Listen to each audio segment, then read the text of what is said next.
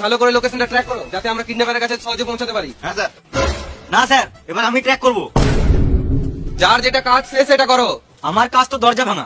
দরজা কই? যখন দরজা থাকবে তখন দরজা ভাঙবে, এখন চুপ করে থাকো। পাঁচটা দাঁড়া।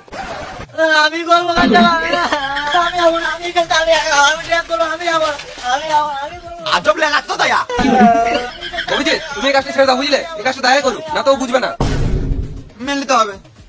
ওঠো।